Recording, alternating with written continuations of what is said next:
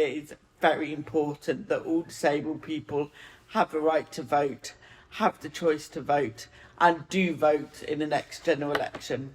I suppose you could say stigma attached to people with learning disabilities and autism. Some people automatically assume that they don't understand politics. Like, I think people with learning disabilities and autism or anything disabled should have the same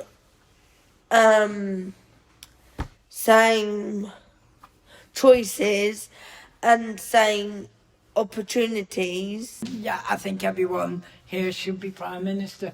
Let's overthrow the government. That's what I say.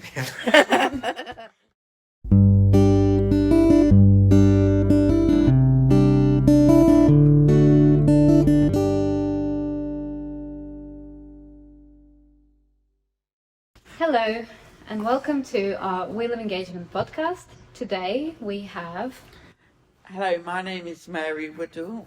I am a co-chair along with Simon Tobin for Unity. I'm a member of Campaign for Change, C4C. I'm also in the representative body for Learning Disability England, and I'm a Learning Disability England member. I'm also a member for the all-party parliamentary group, and so I wear several hats. And hello. Hi, my name is Crystal. I work for Unity and Campaign for Change.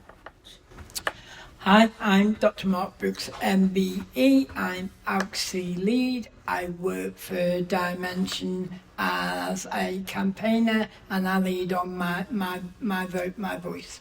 Hi everybody, my name is Simon Tobin and I work for the co-production team in Achieve Together, and I'm also co-chair of Unity with Mary, and I'm also an autism awareness speaker. So today we're here to talk about voting and people with learning disabilities and autistic people being involved in politics.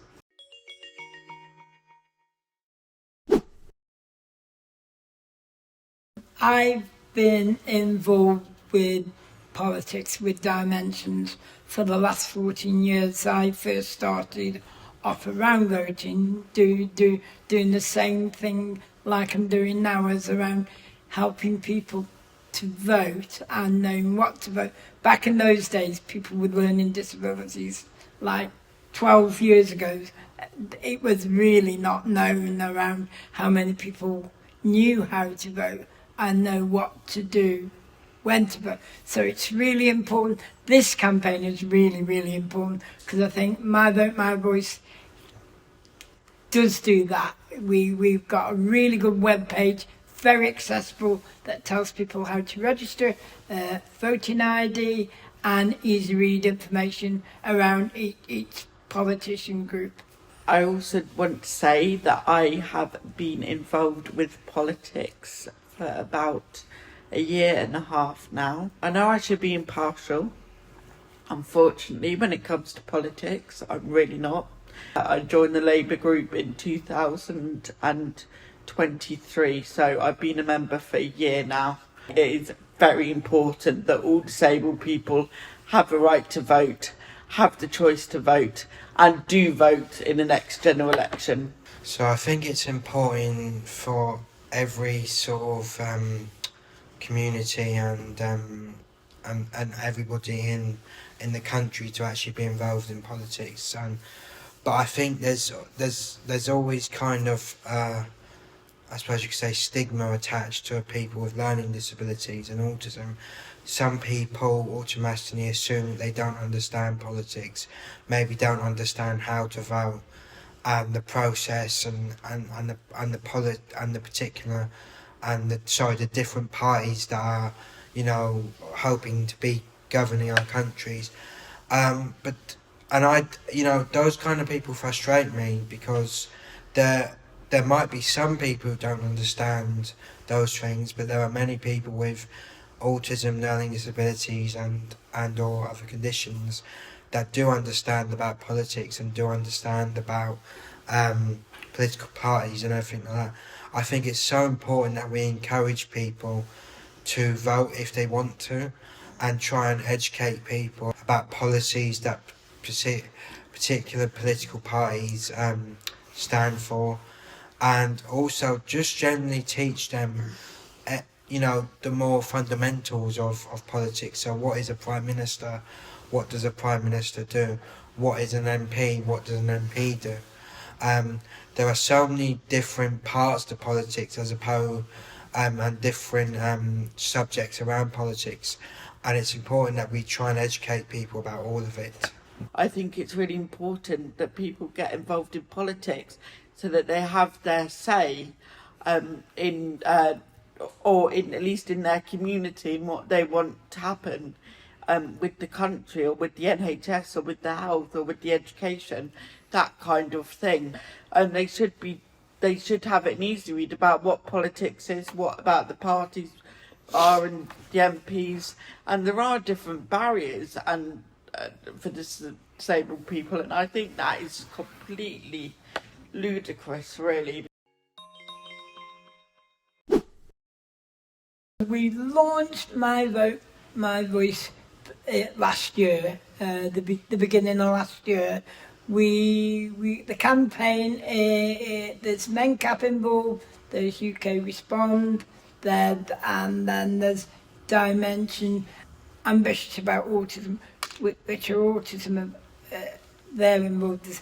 And the aim of the campaign is to make sure people with learning disability and autism can vote. So knowing how to register is on the webpage and an easy read. The new voting ID, we worked with the Electoral Commission all last year and the year before around telling them how important that people have the right ID. We knew before that some people didn't have a passport, so that was one of the big issues as well, people not having a passport and definitely not having a driver's license. They were the two main things. But with this new photo ID, you can actually now take your Freedom Pass. If you've got a photo on your Freedom Pass now, you'll be able to take that along. But it's also around accessing accessible information, so the voter ID, knowing what each party stands for in easy read. One thing we're looking at now is making sure all the main parties have their manifestos in easy read, so then people can understand the themes and then they can make up their mind who to vote for.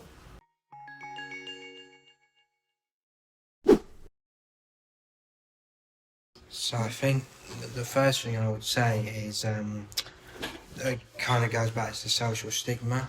I think other people doubting people with known disabilities and or autism. I think what Mark was discussing about the ID, when you go to vote, I think that could also be a barrier.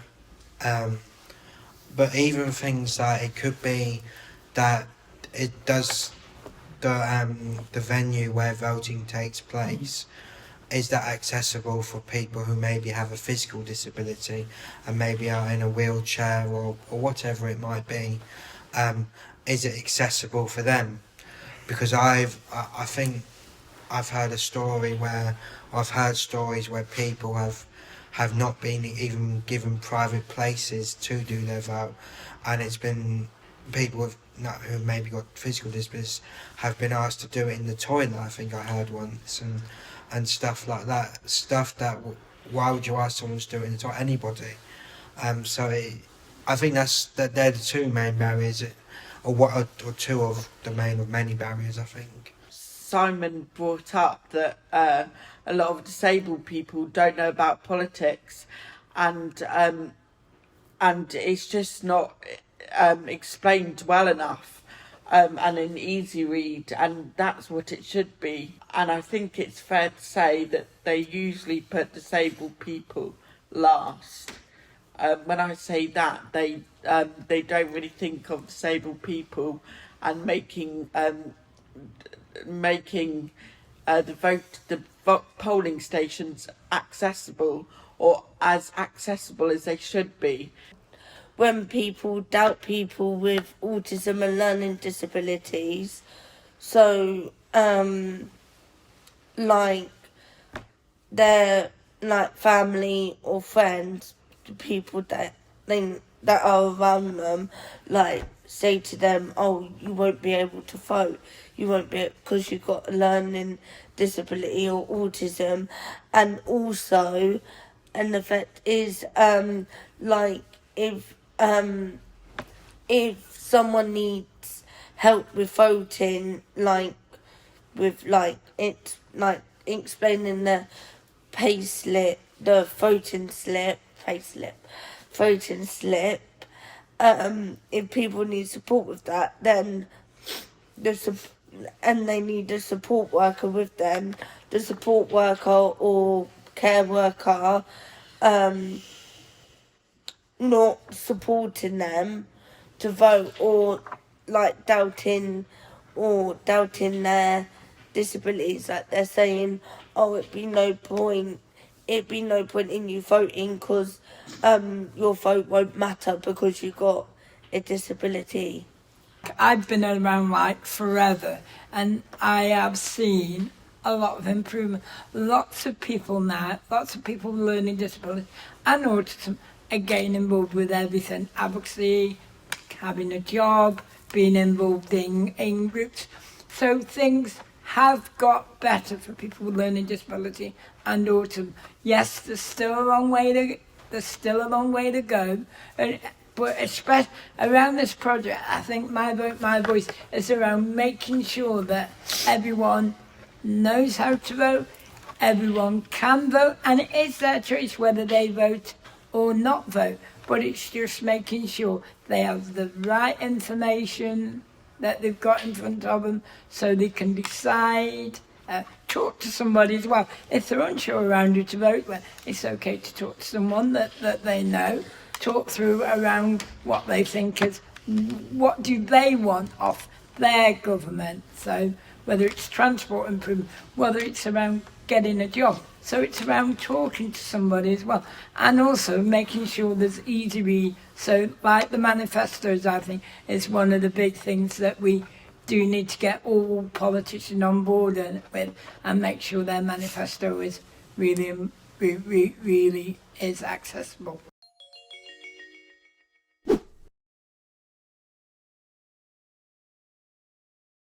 You first, please. I'd love to hear what you would change. One of the things that I would change if I was Prime Minister, there's a few things. So one of them is like transport. So like some people with disabilities can get a bus pass or freedom pass, and some people can't. But obviously, I would say it depends on the disability, but it doesn't actually depend on the disability, because someone could have a disability that is worse than someone, and then they decide that they're not entitled for it, and the person with that is got not as severe of a disability does get one. I think I would change so like all people with disability with all disability will have a bus pass, and I would change that anyone with a disability that needs a carer when travelling should be entitled to have the carer one, the bus pass where they travel with a carer. And another thing is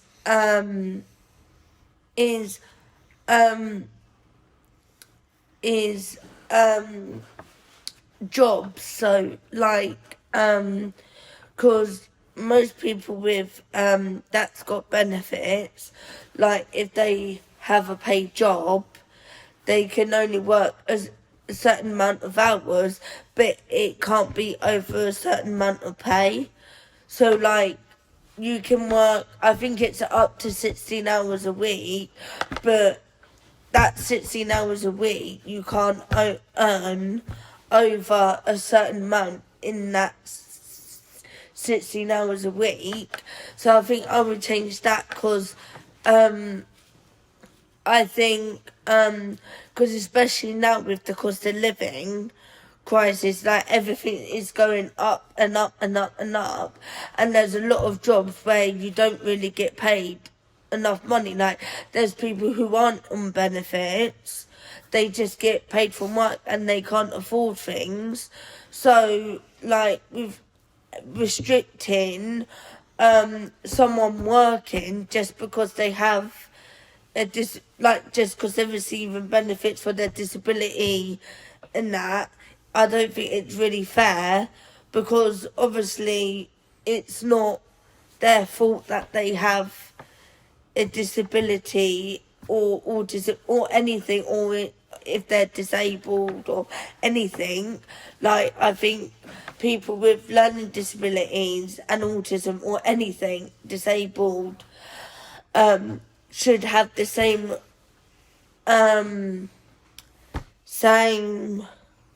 choices and same opportunities. Last of all, Busy Prime Minister. last of all, 3 points. Last of all, I think there's not enough what do you call it? Like, especially for adults, there's not really a lot of like clubs and activities and stuff for people with disabilities and autism, especially for adults. So I think I would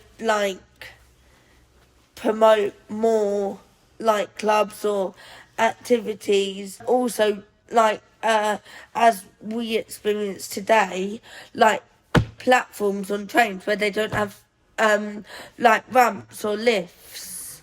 Like how do you expect a wheelchair user to get on and exit from this station? Because some people can come out of their wheelchair, but most people can't, because that's why most people can't come out of the wheelchair to use the stairs. That's why they've got the wheelchair.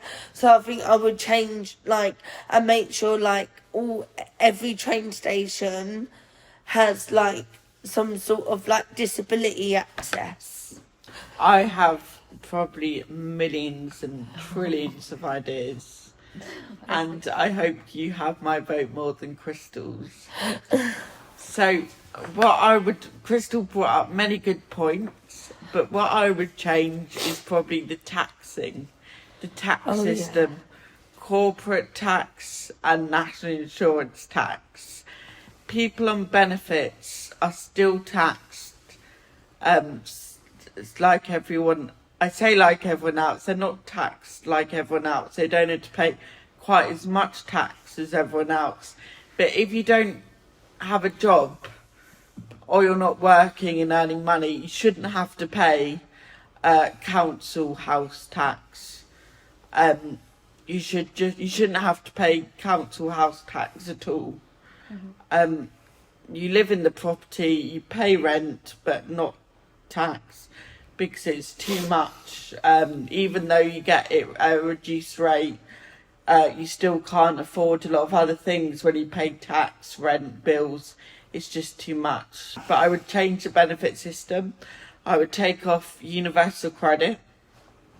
I would bring ESA, GLA, and probably keep PIP and JSA, all those benefits. I think the sort of first thing I would do is, at the moment, for people who live in supported living homes and maybe even residential, some people pay their council's contribution towards their support. So usually the councils will pay the care company, and so the council will pay the care company, but then the person receiving the support will actually make a contribution back to the council, if that makes sense. What I would change is make that the same across the country wherever you live, so it's not a postcode lottery. So I personally pay towards my support, which is fine. I personally don't have a problem with that, but it annoys me that some people in another council or borough may not pay anything.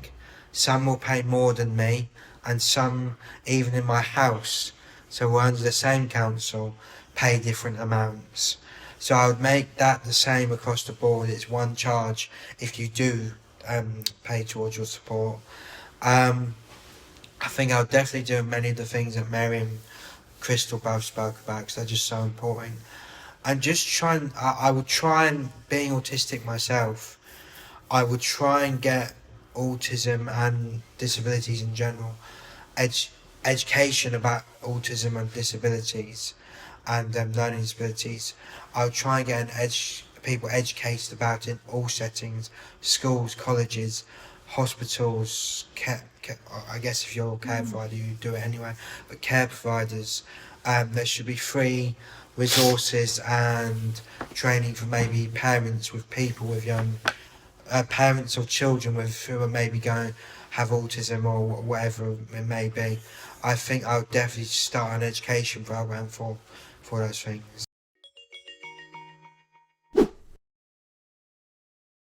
Well, with it now being an election year, and we think the election will be called in November. So one of the things we're doing is we'll be taking an accessible workshop around the country to whoever wants it, people first groups, organisations, and that will be aimed at people with learning disabilities, support staff, autism, and even parents.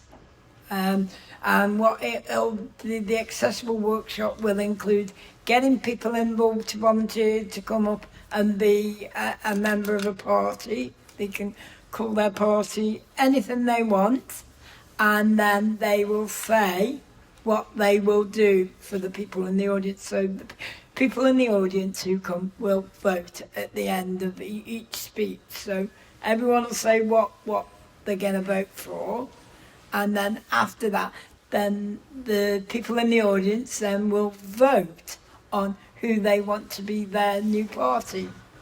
And so after that, the votes are counted, and whoever wins. And yeah, so that's around, and then that will show people what an election is. Yes, in a small way, but it'll be around voting, listening to the candidate, listening to see if that candidate's right for them, and then they get the vote. So this is one of the ways we're also going to get people to understand how voting is done and how maybe easier is. Maybe it's not hard making that. Maybe it's hard or easy making that decision. But I think that'll give people a flavour of what it's like to vote. Amazing. And I understand that on your website you also have these example workshops that anyone can use. Yes. Absolutely. Yes, absolutely. 1,000%. Lastly, My Vote, My Voice is a really important campaign. I know I've already said that, so you should really look on the website www.myvoice.org.uk. And we really need to make voting. We really need to make voting accessible, particularly for people with autism and learning disabilities, and for all really. I just want to say thank you for listening, everyone. I hope you enjoyed the podcast and you've learned something new, and maybe you will look into either voting or learning more about politics in your local area or nationally. Thank you. It's really been interesting to hear what everyone said, and yeah, I think everyone here should be Prime Minister. Let's overthrow the government. That's what I say.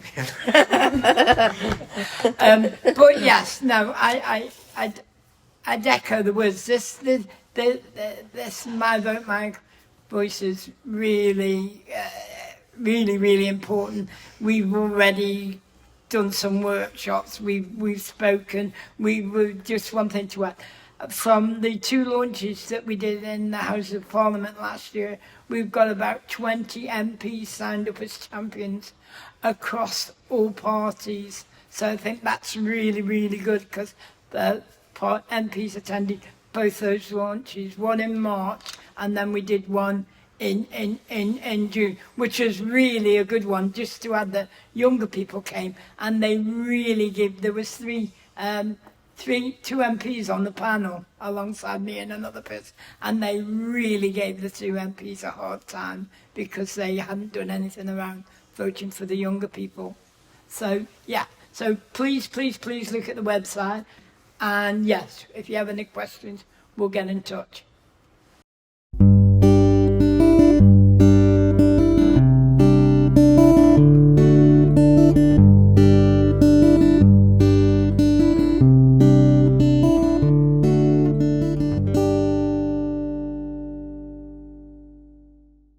Thank you, Prime Thank you. Minister Mary. You're welcome. Yeah, my name's Prime Minister Mary Woodall, and I'll give you my signature later. Excellent. And hopefully you'll vote for me.